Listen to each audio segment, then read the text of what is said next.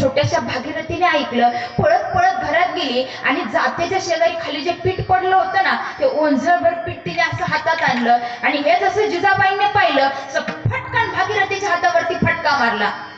आणि उदार बापाचे उदारले कष्ट मला करावे लागतात, कुठे निघालीस पीठ घेऊन. जसा हातावरती फटका मारला तर ते सगळं पीठ खाली पडलं. पण भागीरथी तसाच पिठाचा हात घेऊन बाहेर गेली आणि त्या अनगढ शहाच्या त्या कटोऱ्यामध्ये फक्त हात झटकला.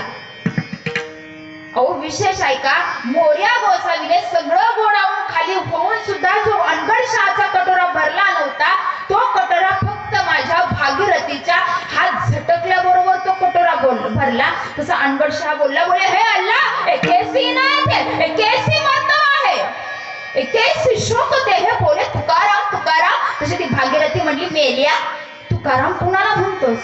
अरे मी तुकाराम महाराजांची मुलगी आहे. जर तुझ्या त्या तुकाराम महाराजांच्या मुलीमध्ये जर एवढं सामर्थ्य आहे, हात झटकल्या बरोबर तुझा कटोरा भरतोय, तर एकदा माझ्या वडिलांचं दर्शन घेऊन बघ, तुझं जीवन परिपूर्ण होऊन जाईल.